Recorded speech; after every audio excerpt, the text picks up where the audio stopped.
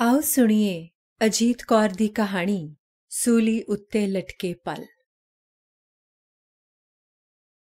ਸਵੇਰੇ ਜਦੋਂ ਉਹ ਸੁੱਤੀ ਉੱਠੀ ਤਾਂ ਕਰੁਣਾ ਨੂੰ ਸਮਝ ਨਹੀਂ ਸੀ ਆ ਰਹੀ ਅੱਜ ਦਾ ਦਿਨ ਉਹ ਲੀਨੂ ਨਾਲ ਕਿੰਜ ਬਿਤਾਵੇ। ਐਤਵਾਰ ਸੀ। ਕਰੁਣਾ ਦਾ ਮਨ ਬਿਸਤਰੇ ਵਿੱਚੋਂ ਉੱਠਣ ਉੱਤੇ ਨਹੀਂ ਸੀ ਕਰਦਾ। ਇੱਕ ਅਜੀਬ ਅਦਹੋਸ਼ੀ, ਇੱਕ ਅਜੀਬ ਸਿਥਲਤਾ ਉਹਦੇ ਅੰਗ ਅੰਗ ਉੱਤੇ ਕਾਈ ਵਾਂਗੂ ਜੰਮ ਗਈ ਸੀ। ਕਿੰਨੀਆਂ ਹੀ ਰਾਤਾਂ ਹੋ ਗਈਆਂ ਸਨ, ਖੁੱਭ ਕੇ ਨੀਂਦਰ ਨਹੀਂ ਸੀ ਆਈ ਉਹਨੂੰ। ਰੋਜ਼ ਸਵੇਰੇ ਜਦੋਂ ਉਹ ਬਿਸਤਰੇ ਵਿੱਚੋਂ ਉੱਠਦੀ ਉਹਨੂੰ ਲੱਗਦਾ ਮੀਲਾਂ ਦੇ ਮੀਲ ਸਾਰੀ ਰਾਤ ਉਹ ਟੁਰਦੀ ਰਹੀ ਸੀ। ਸੱਤੀ ਸਵੇਰੀ ਜਦੋਂ ਲੋਕ ਹੌਲੇ ਫੁੱਲ ਹੋ ਕੇ ਜਾਗਦੇ ਹਨ, ਉਹ ਮਣਾ ਮੂੰਹੀ ਥਕਾਵਟ ਨਾਲ ਲੱਦੀ ਹੋਈ ਜਾਗਦੀ। ਤੇ ਅੱਜ ਰਾਤ ਤਾਂ ਨੀਂਦਰ ਉਹਨੂੰ ਉੱਕਾ ਹੀ ਨਹੀਂ ਸੀ ਆਈ। ਪ੍ਰਭਾਤ ਵੇਲੇ ਕੁੱਕੜ ਬੋਲਦੇ ਉਹਨੇ ਸੁਣੇ ਸਨ। ਹੌਲੀ ਜਿਹੀ ਉੱਠ ਕੇ ਉਹ ਲੀਨੂ ਦੀ ਮੰਜੀ ਉੱਤੇ ਜਾ ਕੇ ਲੇਟ ਗਈ ਸੀ ਤੇ ਉਹਨੂੰ ਸੁੱਤੀ ਪਈ ਨੂੰ ਵੇਖਦੀ ਰਹੀ ਸੀ। ਫੇਰ ਉਹਨੇ ਉਹਦੀ ਛੋਟੀ ਜਿਹੀ ਗੋਲ ਗੱਲ ਨਾਲ ਆਪਣੀ ਗੱਲ ਜੋੜੀ ਤੇ ਪਤਾ ਨਹੀਂ ਕਿਸ ਵੇਲੇ ਉਹਦੀ ਅੱਖ ਲੱਗ ਗਈ। ਸਵੇਰੇ ਜਾਗੀ ਤਾਂ ਕਰੁਣਾ ਸੋਚਣ ਲੱਗੀ ਅੱਜ ਦਾ ਦਿਨ ਕਿਸ ਤਰ੍ਹਾਂ ਬਿਤਾਵੇ। ਸੁੱਤੀ ਰਹੇ, ਲੇਟੀ ਰਹੇ ਜਾਂ ਉੱਠ ਜਾਏ। ਬੜੀ ਦੇਰ ਉਹ ਉਸੇ ਤਰ੍ਹਾਂ ਲੇਟੀ ਰਹੀ। ਲੀਨੂ ਦੇ ਪੱਧਰੇ ਆਉਂਦੇ ਜਾਂਦੇ ਸਾਹਾਂ ਨੂੰ ਸੁਣਦੀ ਰਹੀ। ਉਹਦੀ ਨੌਕਰਾਣੀ ਨੇ ਜਦੋਂ ਗਰਮ ਪਿਆਲਾ ਚਾਹ ਦਾ ਲਿਆ ਕੇ ਉਹਦੇ ਕੋਲ ਛੋਟੇ ਮੇਜ਼ ਉੱਤੇ ਰੱਖ ਦਿੱਤਾ ਤਾਂ ਉਹ ਉੱਠ ਬੈਠੀ। ਬੀਬੀ, ਅੱਜ ਕਾ ਬਾਤ ਹੋਈ, ਉੱਠੋਗੀ ਨਹੀਂ? ਕੁਝ ਨਹੀਂ ਕਟੋਰੀਆ, ਬਸ ਅੱਜ ਐਤਵਾਰ ਏ ਨਾ। ਅੱਜ ਐਤਵਾਰ ਏ ਤੇ ਕੱਲ ਸੋਮਵਾਰ ਤੇ ਸੋਮਵਾਰ ਸਵੇਰੇ ਹੀ। ਬਸ ਬਸ ਬਸ, ਕੁਝ ਨਾ ਸੋਚ, ਕੁਝ ਨਾ ਸੋਚ। ਉਹਦੇ ਅੰਦਰੋਂ ਕੁਝ ਚੀਕਿਆ। ਚਾਹ ਦਾ ਕੱਪ ਖਤਮ ਕਰਕੇ ਉਹਨੇ ਵਾਪਸ ਮੇਜ਼ ਉੱਤੇ ਰੱਖ ਦਿੱਤਾ। ਉਹਨੂੰ ਲੱਗਾ ਉਹਦੇ ਸਿਰ ਵਿੱਚ ਕਿਸੇ ਹਨੇਰੀ ਦੇ ਵਗਣ ਦਾ ਸ਼ੋਰ ਹੈ, ਕੱਟੇ ਦਾ ਗੁਬਾਰ ਹੈ, ਦੂਰੋਂ ਆਉਂਦੀ ਹੁੰਕਾਰ। ਬਸ ਕੁਝ ਦਿਸਦਾ ਨਹੀਂ, ਕੁਝ ਸੁਣਦਾ ਨਹੀਂ। ਅੱਜ ਐਤਵਾਰ ਹੈ ਤੇ ਕੱਲ ਸੋਮਵਾਰ। ਸੋਮਵਾਰ ਸਵੇਰੇ ਕਰੁਣਾ ਨੇ ਘੜੀ ਵੱਲ ਤੱਕਿਆ। 8:30 ਵਜੇ ਸਨ। ਕੱਲ 10 ਵਜੇ ਤੋਂ ਮਗਰੋਂ ਕਿਸੇ ਵੇਲੇ ਵੀ ਹਾਂ, ਤੇ ਅਸਲ ਵਿੱਚ 5.5 ਘੰਟੇ ਹੀ ਹੋਏ ਨਾ। ਤੇ ਕਰੁਣਾ ਨੇ ਲੀਨੂ ਦੇ ਮੂੰਹ ਵੱਲ ਤੱਕਿਆ। ਲੀਨੂ ਦੀਆਂ ਕਾਲੀਆਂ ਲੰਮੀਆਂ ਰੇਸ਼ਮੀ ਪਲਕਾਂ ਉਹਦੀਆਂ ਗੋਲ ਗੱਲਾਂ ਦੇ ਕਿਨਾਰੇ ਉੱਤੇ ਹਲਕੀ ਜਿਹੀ ਛਾਂ ਕਰ ਰਹੀਆਂ ਸਨ। ਉਹਦੇ ਵਾਲਾਂ ਦੇ 2-3 ਘੁੰਗਰ ਉਹਦੇ ਮੱਥੇ ਉੱਤੇ ਪਲਮ ਆਏ ਸਨ ਤੇ ਕਰੁਣਾ ਨੂੰ ਮਿਸਿਸ ਦੀਵਾਨ ਦੀ ਗੱਲ ਯਾਦ ਆ ਗਈ। ਹਾਏ, ਜੇ ਤੇਰੀ ਧੀ ਬਸ 6-7 ਸਾਲ ਹੋਰ ਵੱਡੀ ਹੁੰਦੀ ਤਾਂ ਮੈਂ ਆਪਣੇ ਲਲਿਤ ਲਈ ਇਹਨੂੰ ਬਹੂ ਬਣਾ ਕੇ ਲੈ ਆਉਂਦੀ। ਲੀਨੂ ਬੇਟਾ, ਤੂੰ 7-8 ਵਰੇ ਪਹਿਲਾਂ ਕਿਉਂ ਨਹੀਂ ਜੰਮੀ? ਤੇ ਲੀਨੂ ਸ਼ਰਮਾ ਕੇ ਆਖਦੀ, ਪਤਾ ਨਹੀਂ ਆਂਟੀ, ਇਹ ਤੇ ਮੰਮੀ ਨੂੰ ਪਤਾ ਏ, ਦੱਸੋ ਅੰਮੀ। ਪਤਾ ਨਹੀਂ ਕੀ ਸੀ, ਮੁਸਕਰਾਹਟ ਸੀ ਕਿ ਕੋਈ ਅਥਰੂ ਸੀ ਕਿ ਕੋਈ ਸਾਹ ਸੀ ਜਿਹੜਾ ਕਰੁਣਾ ਦੇ ਸੰਗ ਵਿੱਚ ਆ ਕੇ ਅੜ ਗਿਆ। ਕਰੁਣਾ ਨੇ ਇੱਕ ਖਾਲੀ ਘੁੱਟ ਭਰਿਆ, ਸੰਗੋਂ ਹੇਠਾਂ ਕਿਸੇ ਚੀਜ਼ ਨੂੰ ਲੰਘਾਉਣ ਦੀ ਕੋਸ਼ਿਸ਼ ਕੀਤੀ। ਕਰੁਣਾ ਬੇਧਿਆਨੇ ਅਖਬਾਰ ਵੇਖਣ ਲੱਗੀ। ਸਪਰੂ ਹਾਊਸ ਵਿੱਚ ਬੱਚਿਆਂ ਦੀਆਂ 2 ਚੰਗੀਆਂ ਫਿਲਮਾਂ ਲੱਗੀਆਂ ਸਨ। ਹਾਂ, ਇਹ ਠੀਕ ਏ, ਲੀਨੂ ਨੂੰ ਲੈ ਜਾਂਦੀ ਆਂ, ਫਿਰ ਪਤਾ ਨਹੀਂ। ਕਰੁਣਾ ਨੇ ਲੀਨੂ ਨੂੰ ਉਠਾਇਆ, ਤਿਆਰ ਕੀਤਾ। ਲੀਨੂ ਨੇ ਕਿਹਾ, ਅੰਮੀ, ਕਿਹੜੀ ਫਰਾਕ ਪਾਵਾਂ? ਕਰੁਣਾ ਨੇ ਅਲਮਾਰੀ ਖੋਲ੍ਹ ਦਿੱਤੀ। ਲੀਨੂ ਦੇ ਫਰਾਕ, ਸਕਰਟਾਂ ਤੇ ਬਲਾਊਜ਼ ਹੈਂਗਰਾਂ ਉੱਤੇ ਟੰਗੇ ਹੋਏ ਸਨ। ਕਰੁਣਾ ਦੇ ਆਪਣੇ ਕੱਪੜੇ ਬਸ ਥੋੜੇ ਜਿਹੇ ਹੀ ਸਨ, ਬਾਕੀ ਸਾਰੇ ਲੀਨੂ ਦੇ ਸਨ। ਕਰੁਣਾ ਨੇ ਕਿਹਾ, ਜਿਹੜਾ ਤੈਨੂੰ ਪਸੰਦ ਏ ਪਾ ਲੈ। ਲੀਨੂ ਦੇ ਮੂੰਹ ਉੱਤੇ ਇੱਕ ਹਲਕਾ ਜਿਹਾ ਪਰਛਾਵਾਂ ਆਇਆ। ਉਹਨੇ ਆਪਣੀ ਮਾਂ ਦੇ ਮੂੰਹ ਵੱਲ ਤੱਕਿਆ। ਕਰੁਣਾ ਦੂਜੇ ਪਾਸੇ ਤੱਕਣ ਲੱਗੀ। 2 ਕਦਮ ਉੱਧਰ ਹੋ ਕੇ ਮੇਜ਼ ਤੋਂ ਐਵੇਂ ਹੀ ਕੋਈ ਕਿਤਾਬ ਚੁੱਕ ਕੇ ਸਿੱਧੀ ਕਰਕੇ ਰੱਖਣ ਲੱਗ ਪਈ। ਪਿੱਛੇ ਹੋ ਰਹੀ ਖਟਰ-ਪਟਰ ਤੋਂ ਉਹਨੇ ਅੰਦਾਜ਼ਾ ਲਾਇਆ ਕਿ ਲੀਨੂ ਹੈਂਗਰ ਤੋਂ ਕੋਈ ਕੱਪੜਾ ਲਾ ਰਹੀ ਸੀ। ਕਰੁਣਾ ਨੇ ਤੱਕਿਆ। ਉਹਨੇ ਕਾਲਾ ਸ਼ੀਸ਼ਿਆਂ ਵਾਲਾ ਸਕਰਟ ਲਾਇਆ ਸੀ ਤੇ ਗਾੜੇ ਪੀਲੇ ਰੰਗ ਦਾ ਹੈਂਡਲੂਮ ਸਿਲਕ ਦਾ ਬਲਾਊਜ਼। ਚੁੱਪ-ਚਾਪ ਕੱਪੜੇ ਹੱਥ ਵਿੱਚ ਫੜ ਕੇ ਲੀਨੂ ਦੂਜੇ ਕਮਰੇ ਵਿੱਚ ਚਲੀ ਗਈ। ਕੁਝ ਚਿਰ ਤੋਂ ਉਹ ਕੱਪੜੇ ਕਰੁਣਾ ਦੇ ਸਾਹਮਣੇ ਨਹੀਂ ਸੀ ਬਦਲਦੀ। ਕਰੁਣਾ ਸੋਚਦੀ ਲੀਨੂ ਨੂੰ ਵੀ ਅਹਿਸਾਸ ਹੋ ਰਿਹਾ ਏ ਕਿ ਉਹ ਵੱਡੀ ਹੋ ਗਈ ਏ। ਪਗਲੀ ਮਾਂ ਕੋਲੋਂ ਵੀ ਸ਼ਰਮ ਆਉਣ ਲੱਗ ਪਈ ਏ ਇਸਨੂੰ। ਤੇ ਕਰੁਣਾ ਲਈ ਉਸ ਪਲ ਦੀ ਔਖ ਰਤਾ ਘਟ ਗਈ। ਕਰੁਣਾ ਹਾਲੇ ਉਸੇ ਤਰ੍ਹਾਂ ਮੇਜ਼ ਦੇ ਨੇੜੇ ਚੁੱਪ-ਚਾਪ ਖੜੋਤੀ ਸੀ ਕਿ ਲੀਨੂ ਕੱਪੜੇ ਬਦਲ ਕੇ ਆ ਗਈ। ਅੱਜ ਕਰੁਣਾ ਨੂੰ ਉਹ ਅੱਗੇ ਨਾਲੋਂ ਵੱਡੀ ਲੱਗੀ, ਅੱਗੇ ਨਾਲੋਂ ਲੰਮੀ ਲੱਗੀ। ਕਟੋਰੀ ਮੇਜ਼ ਉੱਤੇ ਚਾਹ ਰੱਖ ਗਈ ਸੀ। ਕਰੁਣਾ ਨੇ ਕਿਹਾ, ਲੀਨੂ 2 ਕੱਪ ਬਣਾ ਛੇਤੀ, ਮੈਂ ਆਉਣੀ ਆਂ। ਉਹ ਜਿਵੇਂ ਲੀਨੂ ਤੋਂ ਆਪਣੇ ਮੂੰਹ ਉੱਤੇ ਆਏ ਪਰਛਾਵੇਂ ਲੁਕਾ ਲੈਣਾ ਚਾਹੁੰਦੀ ਸੀ। ਮੇਜ਼ ਉੱਤੇ ਬੈਠੀ ਕਰੁਣਾ ਆਪਣੇ ਕੱਪ ਵਿੱਚ ਚਮਚਾ ਹਿਲਾ ਰਹੀ ਸੀ, ਭਾਵੇਂ ਉਹਨੂੰ ਪਤਾ ਸੀ ਕਿ ਅੱਧਾ ਚਮਚਾ ਖੰਡ ਚਰੋਕਣੀ ਘੁਲ ਚੁੱਕੀ ਹੋਵੇਗੀ। ਲੀਨੂ ਪਰੌਂਠਾ ਤੇ ਮੱਖਣ ਖਾ ਰਹੀ ਸੀ।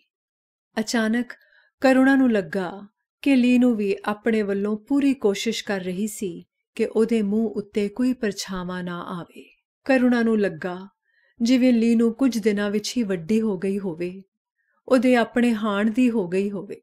2 ਹਾਣ ਦੀਆਂ ਕੁੜੀਆਂ, 2 ਹਾਣ ਦੀਆਂ ਔਰਤਾਂ ਸਨ ਉਹ, ਤੇ ਇੱਕ ਬੋਲ ਸੀ ਜਿਸਨੂੰ ਦੋਵੇਂ ਨਹੀਂ ਸਨ ਬੋਲ ਰਹੀਆਂ, ਤੇ ਦੋਵੇਂ ਇੱਕ ਦੂਜੀ ਦਾ ਦਿਲ ਰੱਖਣ ਲਈ ਮਾਸੂਮ ਜਿਹੀ ਐਕਟਿੰਗ ਕਰ ਰਹੀਆਂ ਸਨ। ਲੀਨੂ ਮੱਖਣ ਹੋਰ ਲੈ। ਦੇ ਦਿਓ ਅੰਮੀ। ਸਿਰਫ ਅੰਮੀ ਨੂੰ ਰਿਝਾਉਣ ਲਈ ਹੀ ਜਿਵੇਂ ਉਹ ਮੱਖਣ ਖਾ ਰਹੀ ਸੀ। ਲੀਨੂ ਤੇਰੇ ਦੁੱਧ ਦੇ ਕੱਪ ਵਿੱਚ ਓਵਲਟੀਨ ਪਾ ਦਿਆਂ? ਪਾ ਦਿਓ ਅੰਮੀ। ਤੇ ਕੱਲ ਪਤਾ ਨਹੀਂ।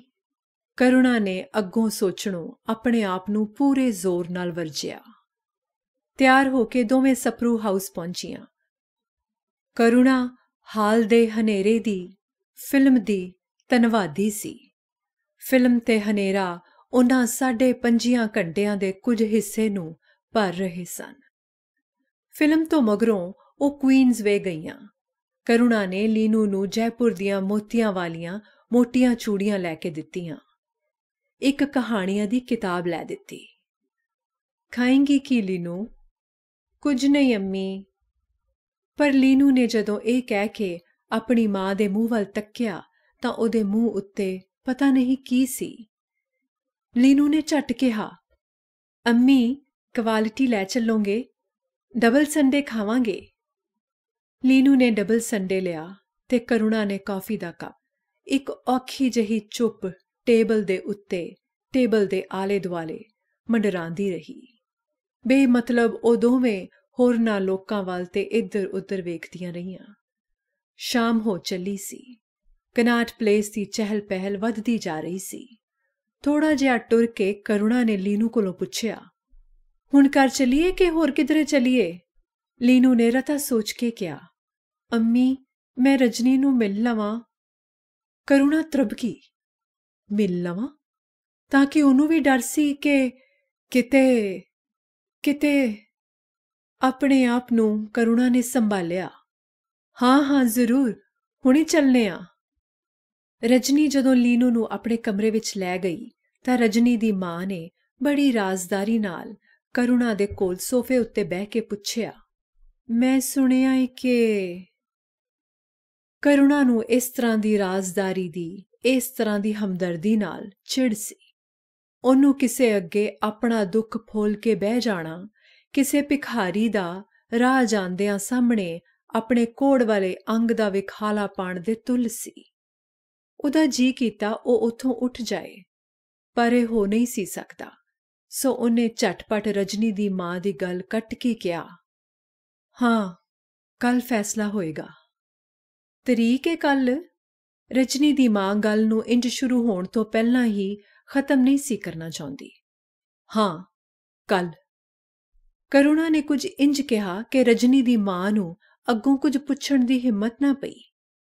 ਹਨੇਰਾ ਹੋ ਰਿਹਾ ਸੀ, ਠੰਡ ਵੱਧ ਰਹੀ ਸੀ। ਕਰੁਣਾ ਨੇ ਲੀਨੂ ਨੂੰ ਆਵਾਜ਼ ਮਾਰ ਕੇ ਬੁਲਾਇਆ ਤੇ ਕਿਹਾ, ਬੇਟਾ ਵਾਪਸ ਚਲੀਏ ਹੁਣ? ਹਾਂ ਅੰਮੀ, ਮੈਂ ਤੇ ਥੱਕ ਵੀ ਗਈ ਆਂ। ਲੀਨੂ ਨੂੰ ਜਿਵੇਂ ਅਚਾਨਕ ਆਪਣੀ ਥਕਾਵਟ ਮਹਿਸੂਸ ਹੋਈ। ਘਰ ਪਹੁੰਚਦਿਆਂ ਤੱਕ ਰਾਤ ਹੋ ਗਈ। ਕਟੋਰੀ ਨੇ ਪੁੱਛਿਆ, ਰੋਟੀ ਬਣਾ ਦੇਣ ਬੀਬੀ?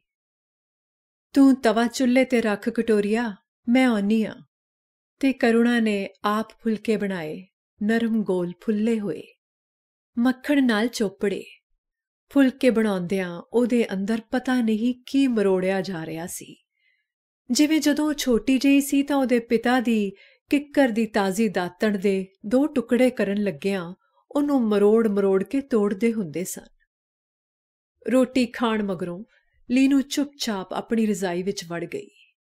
ਚੁੱਪ ਇੱਕ ਭਾਰੀ ਸਿੱਲ ਸੀ, ਇੱਕ ਵੱਡੀ ਸਾਰੀ ਚਟਾਨ ਸੀ, ਜਿਸ ਦਾ ਭਾਰ ਜਿਵੇਂ ਸਾਰੇ ਦਾ ਸਾਰਾ ਕਰੁਣਾ ਦੀ ਛਾਤੀ ਤੇ ਪਿਆ ਹੋਇਆ ਸੀ। ਲੀਨੂ ਬੇਟਾ, ਤੂੰ ਹੱਥਾਂ ਉੱਤੇ ਕਰੀਮ ਲਾ ਲਈ ਏ? ਕਰੁਣਾ ਨੇ ਜਿਵੇਂ ਉਹ ਚਟਾਨ ਨੂੰ ਤੋੜਨ ਦੀ ਕੋਸ਼ਿਸ਼ ਕੀਤੀ। ਉਹ ਅੰਮੀ, ਉਹ ਤਾਂ ਮੈਂ ਭੁੱਲ ਹੀ ਗਈ। ਲੀਨੂ ਨੇ ਇੱਕਦਮ ਰਜ਼ਾਈ ਵਿੱਚੋਂ ਉੱਠਦਿਆਂ ਕਿਹਾ, ਜਿਵੇਂ ਸਭ ਤੋਂ ਜ਼ਰੂਰੀ ਕੰਮ ਇਹੋ ਹੀ ਸੀ ਜਿਹੜਾ ਉਹ ਭੁੱਲ ਗਈ ਸੀ। ਠਹਿਰ ਜਾ, ਮੈਂ ਦੇਨੀ ਆਂ। ਕਰੁਣਾ ਨੇ ਅਲਮਾਰੀ ਵਿੱਚੋਂ ਕਰੀਮ ਕੱਢ ਕੇ ਲੀਨੂ ਨੂੰ ਫੜਾਈ। ਉਹ ਜਿਵੇਂ ਇਸ ਯਾਦ ਆਏ ਕੰਮ ਦੀ ਸ਼ੁਕਰਗੁਜ਼ਾਰ ਸੀ ਜਿਸ ਨੇ ਪਲਾਂ ਦੇ ਤਣਾਅ ਨੂੰ ਰਤਾ ਘਟਾਇਆ ਸੀ। ਕਰੀਮ ਲਾ ਕੇ ਲੀਨੂ ਲੇਟ ਗਈ ਤੇ ਉਹਨੇ ਅੱਖਾਂ ਮੀਟ ਲਈਆਂ। ਕਰੁਣਾ ਨੇ ਬੱਤੀ ਬੁਝਾ ਦਿੱਤੀ ਤੇ ਲੇਟ ਗਈ। ਪਤਾ ਨਹੀਂ ਕਿੰਨਾ ਚਿਰ ਗੁਜ਼ਰ ਗਿਆ। ਨਾਲ ਦੇ ਕਮਰੇ ਵਿੱਚ ਟੈਲੀਫੋਨ ਦੀ ਘੰਟੀ ਵੱਜੀ। ਹੈਲੋ, ਕਰੁਣਾ ਨੇ ਰਿਸੀਵਰ ਚੁੱਕਿਆ। ਹੈਲੋ ਕਰੁਣਾ, ਕੀ ਕਰ ਰਹੀ ਸੈਂ? ਓਹ ਤੋਸ਼ੀ, ਕੁਝ ਨਹੀਂ, ਬਸ ਐਵੇਂ ਲੇਟੀ ਸਾਂ। ਮੈਂ ਸ਼ਾਮੀ ਵੀ ਤੈਨੂੰ ਰਿੰਗ ਕੀਤਾ ਸੀ, ਤੂੰ ਘਰ ਨਹੀਂ ਸੈਂ? ਹਾਂ, ਮੈਂ ਤੇ ਲੀਨੂ ਜ਼ਰਾ ਗਈਆਂ ਸਾਂ ਬਾਹਰ। ਲੀਨੂ ਕਿੱਥੇ ਵੇ? ਸੌਂ ਗਈ ਏ। ਅੱਛਾ, ਬਸ ਮੈਂ ਵੀ ਸੋਚਿਆ ਪੁੱਛਾਂ ਕਿ ਕੀ ਪਈ ਕਰਨੀ ਏ? ਓ ਤੋਸ਼ੀ। ਕਰੁਣਾ ਦਾ ਜੀ ਕੀਤਾ ਤੋਸ਼ੀ ਉਹਦੇ ਨਾਲ ਇਹ ਐਕਟਿੰਗ ਨਾ ਕਰੇ।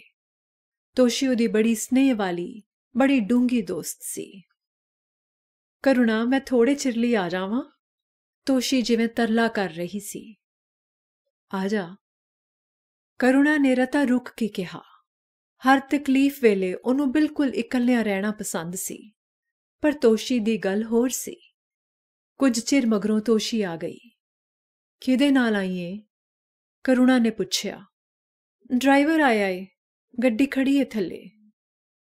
ਦੋਵੇਂ ਚੁੱਪ-ਚਾਪ ਬੈਠੀਆਂ ਰਹੀਆਂ। ਕਾਫੀ ਦਾ ਕੱਪ ਪੀਏਂਗੀ? ਕਰੁਣਾ ਨੇ ਪੁੱਛਿਆ। ਕੋਈ ਲੋੜ ਨਹੀਂ ਇਸ ਵੇਲੇ। ਤੋਸ਼ੀ ਦੇ ਸੰਗ ਵਿੱਚ ਕੁਝ ਅਟਕ ਰਿਹਾ ਸੀ। ਬਈ ਇੱਕ ਗਰਮ ਕੱਪ ਉੱਤੇ ਮੇਰਾ ਦਿਲ ਕਰ ਰਿਹਾ ਏ। ਕਰੁਣਾ ਨੇ ਸਿਰਫ ਕੁਝ ਕਰਨ ਲਈ ਕਿਹਾ। ਚੰਗਾ, ਠੀਕ ਏ। ਕਰੁਣਾ ਨੇ ਬਿਜਲੀ ਦੀ ਕੇਤਲੀ ਲਈ ਤੇ ਉਸੇ ਕਮਰੇ ਵਿੱਚ ਹੀ ਉਹਦਾ ਪਲੱਗ ਲਾ ਦਿੱਤਾ ਤੇ ਆ ਕੇ ਦੀਵਾਨ ਤੇ ਬਹਿ ਗਈ। ਤੋਸ਼ੀ ਨੇ ਇੱਕ ਪਲ ਕਰੁਣਾ ਵੱਲ ਤੱਕਿਆ, ਫਿਰ ਉਹ ਦੂਜੇ ਪਾਸੇ ਤੱਕਣ ਲੱਗੀ। ਇਹੋ ਜਿਹੇ ਵੇਲੇ ਕੋਈ ਕਿਸੇ ਨੂੰ ਕੀ ਆਖੇ।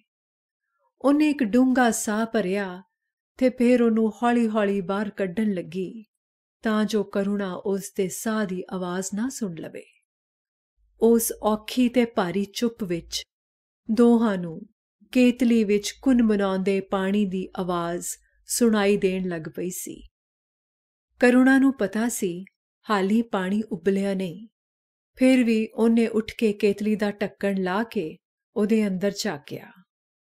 ਕੇਤਲੀ ਦੇ ਪਾਸਿਆਂ ਨਾਲ ਪਾਣੀ ਦੀਆਂ ਨਿੱਕੀਆਂ-ਨਿੱਕੀਆਂ ਗੋਲੀਆਂ ਮੋਤੀਆਂ ਦੇ ਦਾਣਿਆਂ ਵਾਂਗੂ ਪਰੋਤੀਆਂ ਜਾ ਰਹੀਆਂ ਸਨ। ਕਰੁਣਾ ਨੇ ਢੱਕਣ ਫੇਰ ਰੱਖ ਦਿੱਤਾ। ਠੰਡ ਵਿੱਚ ਗਰਮ ਕਾਫੀ ਦਾ ਪਿਆਲਾ ਵੀ ਕਿੰਨੀ ਖੁਸ਼ੀ ਦਿੰਦਾ ਏ। ਕਰੁਣਾ ਨੇ ਕਿਹਾ। ਮੇਰਾ ਵੀ ਜੀ ਕਰ ਰਿਹਾ ਏ ਹੁਣ ਤੇ। ਤੋਸ਼ੀ ਨੇ ਕਿਹਾ, ਭਾਵੇਂ ਕਾਫੀ ਦੀ ਉਹਨੂੰ ਉੱਕੀ ਲੋੜ ਨਹੀਂ ਸੀ। ਕਰੁਣਾ ਰਸੋਈ ਵਿੱਚੋਂ ਕੱਪ ਲੈਣ ਗਈ। ਤੋਸ਼ੀ ਵੀ ਉਹਦੇ ਮਗਰੇ ਆ ਗਈ। ਕਾਫੀ ਤਿਆਰ ਹੋ ਗਈ। ਚੁੱਪ-ਚਾਪ ਆਪਣਾ ਕੱਪ ਫੜ ਕੇ ਦੋਵੇਂ ਪੀਣ ਲੱਗੀਆਂ। ਕਰੁਣਾ, ਕੋਈ ਗੱਲ ਕਰ। ਤੋਸ਼ੀ ਜਿਵੇਂ ਉਹ ਚੁੱਪ ਤੋਂ ਘਬਰਾ ਕੇ ਉੱਠੀ ਸੀ। ਅਚਾਨਕ ਕਰੁਣਾ ਦੀਆਂ ਅੱਖਾਂ ਭਰ ਆਈਆਂ। ਉਸ ਪਲ ਵਿੱਚ ਪਤਾ ਨਹੀਂ ਕਿੰਜ ਉਹਦਾ ਕਠੋਰ ਜ਼ਬਤ ਖੁਰ ਗਿਆ ਸੀ। ਕਰੁਣਾ ਦੇ ਹੱਥ ਲਰਜ਼ ਰਹੇ ਸਨ। ਪਿਆਲਾ ਉਹਨੇ ਮੇਜ਼ ਉੱਤੇ ਰੱਖ ਦਿੱਤਾ। ਤੋਸ਼ੀ ਨੇ ਹੱਥ ਵਧਾ ਕੇ ਕਰੁਣਾ ਦੀਆਂ ਉਂਗਲਾਂ ਨੂੰ ਛੋਹਿਆ ਤੇ ਪੋਲੀ ਜਿਹੀ ਉਹਨਾਂ ਨੂੰ ਥਾਪੜ ਦਿੱਤਾ। ਤੋਸ਼ੀ ਉੱਠ ਕੇ ਬਾਹਰ ਗਈ। ਕਾਰ ਸਟਾਰਟ ਹੋਣ ਦੀ ਆਵਾਜ਼ ਆਈ। ਵਾਪਸ ਆ ਕੇ ਤੋਸ਼ੀ ਨੇ ਕਿਹਾ, ਮੈਂ ਡਰਾਈਵਰ ਦੇ ਹੱਥ ਸੁਨੇਹਾ ਭੇਜ ਦਿੱਤਾ ਹੈ ਕਿ ਰਾਤੀ ਮੈਂ ਇੱਥੇ ਹੀ ਰਹਾਂਗੀ। ਕਰੁਣਾ ਨੂੰ ਇਸ ਗੱਲ ਨਾਲ ਨਾ ਤਸੱਲੀ ਹੋਈ ਨਾ ਉਲਝਣ ਹੋਈ। ਬਸ ਚੁੱਪ-ਚਾਪ ਉਹ ਬੈਠੀ ਰਹੀ। ਝੋਲੀ ਵਿੱਚ ਪਏ ਆਪਣੇ 2 ਹੱਥਾਂ ਨੂੰ ਖਾਮੋਸ਼ ਤੱਕਦੀ ਰਹੀ। ਤੋਸ਼ੀ ਨੇ ਉਹਦਾ ਕੱਪ ਚੁੱਕ ਕੇ ਉਹਨੂੰ ਫੜਾ ਦਿੱਤਾ। ਆਪਣਾ ਕੱਪ ਚੁੱਕ ਕੇ ਉਹ ਕਾਫੀ ਦੇ ਨਿੱਕੇ-ਨਿੱਕੇ ਘੁੱਟ ਭਰਨ ਲੱਗੀ। ਮੈਂ ਇਸੇ ਘੜੀ ਤੋਂ, ਇਨ੍ਹਾਂ ਹੀ ਪਲਾਂ ਤੋਂ, ਇੰਨੇ ਵਰੇ ਤ੍ਰਹਿੰਦੀ ਰਹੀ ਹਾਂ। ਇਸੇ ਘੜੀ ਤੋਂ ਡਰਦਿਆਂ ਮੈਂ 13 ਵਰੇ ਉਸ ਘਰ ਵਿੱਚ ਕੱਟੇ ਜਿੱਥੇ ਮੈਂ ਹਰ ਰੋਜ਼ ਮਰਦੀ ਰਹੀ, ਹਰ ਰੋਜ਼ ਮਰਦੀ ਰਹੀ। ਕਰੁਣਾ ਜਿਵੇਂ ਬਹੁਤੀ ਆਪਣੇ ਆਪ ਨਾਲ ਤੇ ਥੋੜ੍ਹੀ ਤੋਸ਼ੀ ਨਾਲ ਗੱਲ ਕਰ ਰਹੀ ਸੀ। ਤੋਸ਼ੀ ਚੁੱਪ ਸੀ। ਜਦੋਂ ਵੀ ਕਦੇ ਉਸ ਘਰ ਦੀਆਂ ਦਲੀਜ਼ਾਂ 'ਚੋਂ ਬਾਹਰ ਜਾਣ ਦਾ ਖਿਆਲ ਆਇਆ, ਲੀਨੂ ਦਾ ਮੂੰਹ ਮੇਰੇ ਅੱਗੇ ਆ ਖਲੋਤਾ। ਇਸੇ ਘੜੀ ਤੋਂ ਡਰਦਿਆਂ ਮੇਰੇ ਪੈਰ ਬੱਝ ਜਾਂਦੇ ਰਹੇ। ਵੇਖ ਕਰੁਣਾ, ਇੱਕ ਵਾਰ ਹਿੰਮਤ ਕਰਕੇ ਤੂੰ ਇਹ ਕਦਮ ਚੁੱਕਿਆ ਏ, ਹੁਣ ਜੀ ਛੋਟਾ ਨਾ ਕਰ। ਨਹੀਂ ਤੋਸ਼ੀ, ਦਿਲ ਤੇ ਮੈਂ ਬਿਲਕੁਲ ਪੱਕਾ ਕੀਤਾ ਹੋਇਆ ਏ। ਪਰ ਉਹਦੇ ਅੰਦਰ ਕੁਝ ਤਰੁੰਡਿਆ ਜਾ ਰਿਹਾ ਸੀ। ਉੱਠ ਕੇ ਉਹਨੇ ਕੇਤਲੀ ਵਿੱਚ ਹੋਰ ਪਾਣੀ ਪਾ ਦਿੱਤਾ ਤੇ ਫੇਰ ਪਲੱਗ ਲਾ ਦਿੱਤਾ। ਉੱਠਣ ਬਹਿਣ ਨਾਲ ਉਹਨੇ ਆਪਣੇ ਆਪ ਨੂੰ ਸੰਭਾਲਣ ਦੀ ਕੋਸ਼ਿਸ਼ ਕੀਤੀ, ਖਿੱਲਰਦੇ ਜਾਂਦੇ ਖਿਆਲਾਂ ਨੂੰ ਇਕੱਠਿਆਂ ਕਰਨ ਦੀ ਕੋਸ਼ਿਸ਼ ਕੀਤੀ। ਵਕੀਲ ਨੂੰ ਮਿਲੀ ਸੈਂ? ਨਹੀਂ, ਕੱਲ ਮਿਲੀ ਸਾਂ। ਕੁਝ ਆਖਦਾ ਸੀ? ਉਹੀ ਗੱਲ ਕਿ ਬੱਚਾ ਮਾਂ ਜਾਂ ਪਿਓ ਵਿੱਚੋਂ ਕਿਸੇ ਨੂੰ ਦਿੱਤਾ ਜਾਏ। ਇਸ ਬਾਰੇ ਜੱਜ ਦੀ ਮਰਜ਼ੀ ਹੈ, ਜਿਵੇਂ ਉਹ ਠੀਕ ਸਮਝੇ। ਜਹੰਨਮ ਵਿੱਚ ਜਾਏ ਇਹ ਕਾਨੂੰਨ। ਮਾਂ ਦਾ ਬੱਚੇ ਉੱਤੇ ਹੱਕ ਨਹੀਂ। ਜੰਮੇ ਮਾਂ, ਪਾਲੇ ਮਾਂ, ਜ਼ਫਰ ਜਾਲੇ ਮਾਂ। ਤੋਸ਼ੀ ਝੁੰਝਲਾ ਰਹੀ ਸੀ ਤੇ ਕਰੁਣਾ ਨੂੰ ਸਾਰੇ ਜ਼ਫਰ ਜਾਲੇ ਹੋਏ ਯਾਦ ਆ ਰਹੇ ਸਨ। ਕਿੰਜ ਲੀਨੂ ਨੂੰ ਉਹਨੇ ਪਾਲਿਆ ਸੀ, ਕਿੰਜ ਮਾਂ ਤੇ ਪਿਓ ਦੋਵਾਂ ਦਾ ਪਿਆਰ ਉਹ ਇਕੱਲੀ ਹੀ ਉਹਨੂੰ ਦੇਂਦੀ ਰਹੀ ਸੀ। ਕਿੰਜ ਆਨੰਦ ਦੇ ਦਿਲ ਵਿੱਚ ਆਪਣੀ ਬੱਚੀ ਲਈ ਰਤਾ ਮੋਹ ਨਹੀਂ। ਸ਼ੇਰ ਚੀਤੇ ਵੀ ਆਪਣੇ ਬੱਚਿਆਂ ਨਾਲ ਮੋਹ ਕਰਦੇ ਨੇ ਤੇ ਉਹਨਾਂ ਦੀ ਰਾਖੀ ਕਰਦੇ ਨੇ। ਪਰ ਇਹ ਆਨੰਦ ਸੀ ਕਿ ਇਸ ਆਨੰਦ ਨੂੰ ਵੀ ਤੰਗ ਕਰਨ ਦਾ ਬਸ ਇਹੋ ਤਰੀਕਾ ਲੱਭਿਆ। 2.5 ਵਰਿਆਂ ਵਿੱਚ ਮਸਾਂ ਤੂੰ ਇਹ ਘਰ ਬਣਾਇਆ ਸੀ। ਲੀਨੂ ਵੀ ਸਿਆਣੀ ਹੋ ਗਈ ਏ। ਇੰਨੇ ਸਾਲਾਂ ਮਗਰੋਂ ਰਤਾ ਤੈਨੂੰ ਚੈਨ ਮਿਲਿਆ ਸੀ ਤੇ ਹੁਣ ਸੁਅਰਜ਼ੀ ਕਰ ਦਿੱਤੀ ਬਈ ਬੱਚੀ ਮੈਨੂੰ ਸੌਂਪੀ ਜਾਏ। ਕੋਈ ਪੁੱਛੇ, ਤੂੰ ਉਹਨੂੰ ਪਿਆਰ ਨਹੀਂ ਕਰਨਾ, ਉਹਨੂੰ ਪਾਲਣਾ ਨਹੀਂ, ਉਹਦੇ ਉੱਤੇ ਖਰਚ ਨਹੀਂ ਕਰਨਾ। ਇਹ ਅਰਜ਼ੀ ਸਿਰਫ ਦੁੱਖ ਦੇਣ ਵਾਸਤੇ, ਹੋਰ ਕੀ? ਕਰੁਣਾ ਦੇ ਮੂੰਹ ਵੱਲ ਤੱਕ ਕੇ ਤੋਸ਼ੀ ਨੂੰ ਆਨੰਦ ਉੱਤੇ ਹੋਰ ਗੁੱਸਾ ਆ ਰਿਹਾ ਸੀ, ਹੋਰ ਝੁੰਝਲਾਹਟ ਹੋ ਰਹੀ ਸੀ। ਕੇਤਲੀ ਵਿੱਚ ਪਾਣੀ ਦੇ ਗੜਕਣ ਦਾ ਖੜਾਕ ਆ ਰਿਹਾ ਸੀ। ਕਰੁਣਾ ਨੇ ਉੱਠ ਕੇ 2 ਕੱਪ ਹੋਰ ਬਣਾ ਲਏ। ਆਪਣਾ ਕੱਪ ਮੇਜ਼ ਉੱਤੇ ਰੱਖ ਕੇ ਉਹ ਅੰਦਰ ਚਲੀ ਗਈ। ਤੋਸ਼ੀ ਨੇ ਉੱਠ ਕੇ ਰਤਾ ਕੋ ਦੂਜੇ ਕਮਰੇ ਵਿੱਚ ਝਾਕਿਆ। ਕਰੁਣਾ ਲੀਨੂ ਉੱਤੇ ਰਜ਼ਾਈ ਦੇ ਰਹੀ ਸੀ। ਤੋਸ਼ੀ ਝਟਪਟ ਵਾਪਸ ਆ ਕੇ ਸੋਫੇ ਉੱਤੇ ਬਹਿ ਗਈ। ਕਰੁਣਾ ਵਾਪਸ ਆਈ ਤੇ ਉਹਦੇ ਮੂੰਹ ਉੱਤੇ ਅਣਵੱਗੇ ਅਥਰੂਆਂ ਦਾ ਇੰਨਾ ਖਿਚਾਓ ਸੀ ਕਿ ਉਹਦੀਆਂ ਗੱਲਾਂ ਫਰਕ ਰਹੀਆਂ ਸਨ। ਦੀਵਾਨ ਉੱਤੇ ਬਹਿੰਦਿਆਂ ਹੀ ਉਹਨੇ ਦੋਵਾਂ ਹੱਥਾਂ ਨਾਲ ਮੂੰਹ ਨੂੰ ਲੁਕਾ ਲਿਆ ਤੇ ਫਪਕ ਕੇ ਰੋਣ ਲੱਗੀ। ਤੋਸ਼ੀ ਵੀ ਆ ਕੇ ਦੀਵਾਨ ਉੱਤੇ ਬਹਿ ਗਈ। ਚੁੱਪਚਾਪ ਉਹਨੇ ਕਰੁਣਾ ਦੇ ਕੰਬਦੇ ਮੋਢਿਆਂ ਦੁਆਲੇ ਆਪਣੀ ਬਾਂਹ ਵਲਾ ਲਈ।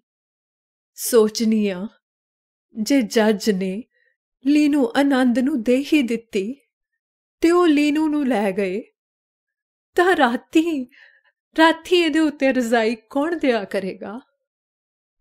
ਤੋਸ਼ੀ ਦਾ ਜੀ ਕੀਤਾ ਕਿਤੇ ਲੁਕ ਕੇ ਰੋਏ। ਉਹਦੇ ਸੰਗ ਵਿੱਚ ਕੁਝ ਸੁਲਗ ਰਿਹਾ ਸੀ। ਕਰੁਣਾ ਨੇ ਆਪਣੇ ਆਪ ਨੂੰ ਸੰਭਾਲਿਆ। ਅੱਛਾ ਤੋਸ਼, ਤੂੰ ਇੱਥੇ ਦੀਵਾਨ ਉੱਤੇ ਸੌਂ ਜਾਏਂਗੀ ਨਾ? ਹਾਲਾਂਕਿ ਕਰੁਣਾ ਨੂੰ ਪਤਾ ਸੀ ਕਿ ਜਦੋਂ ਤੋਸ਼ੀ ਰਾਤੀ ਉਹਦੇ ਕੋਲ ਰਹਿੰਦੀ ਸੀ, ਦੀਵਾਨ ਉੱਤੇ ਹੀ ਸੌਂਦੀ ਹੁੰਦੀ ਸੀ। ਤੋਸ਼ੀ ਨੇ ਸਿਰ ਹਿਲਾ ਕੇ ਹਾਂ ਕਰ ਦਿੱਤੀ। ਕਰੁਣਾ ਅੰਦਰੋਂ ਇੱਕ ਚਿੱਟੀ ਚਾਦਰ ਲੈ ਆਈ, ਇੱਕ ਰਜ਼ਾਈ ਲੈ ਆਈ। ਆਪਣਾ ਨਾਈਟ ਸੂਟ ਉਹਨੇ ਤੋਸ਼ੀ ਨੂੰ ਦੇ ਦਿੱਤਾ ਤੇ ਖਾਲੀ ਕੱਪ ਟਰੇ ਵਿੱਚ ਰੱਖ ਰਸੋਈ ਵਿੱਚ ਲੈ ਗਈ। ਬੱਤੀ ਬੁਝਾ ਕੇ ਉਹ ਆਪਣੇ ਮੰਜੇ ਤੇ ਲੇਟ ਗਈ। ਕਰੁਣਾ ਨੂੰ ਇਹ ਸਮਝ ਨਹੀਂ ਸੀ ਆ ਰਹੀ ਕਿ ਉਹ ਕੀ ਚਾਹੁੰਦੀ ਸੀ। ਇਹ ਰਾਤ ਇੰਨੀ ਲੰਮੀ ਹੋ ਜਾਏ ਕਿ ਮੁੱਕੇ ਹੀ ਨਾ, ਜਾਂ ਝਟਪਟ ਮੁੱਕ ਜਾਏ। ਸਵੇਰ ਹੋ ਜਾਏ, ਫੈਸਲਾ ਹੋ ਜਾਏ ਤੇ ਇਹ ਘੁੱਟਣ ਖਤਮ ਹੋ ਜਾਏ। ਉਹ ਕੁਝ ਵੀ ਨਹੀਂ ਸੀ ਚਾਹ ਰਹੀ, ਉਹ ਕੁਝ ਵੀ ਨਹੀਂ ਸੀ ਉਡੀਕ ਰਹੀ। ਉਹ ਕੁਝ ਵੀ ਨਹੀਂ ਸੀ ਸੋਚ ਰਹੀ। ਰਾਤ ਕਾਫੀ ਗੁਜ਼ਰ ਗਈ ਸੀ। ਕਰੁਣਾ ਉੱਠੀ ਤੇ ਚੁੱਪਚਾਪ ਲੀਨੂ ਦੇ ਨਾਲ ਲੇਟ ਗਈ। ਲੀਨੂ ਦੇ ਗਲ ਉੱਤੇ ਉਹਨੇ ਹੌਲੀ ਜਿਹੀ ਆਪਣੇ ਬੁੱਲ ਰੱਖ ਦਿੱਤੇ।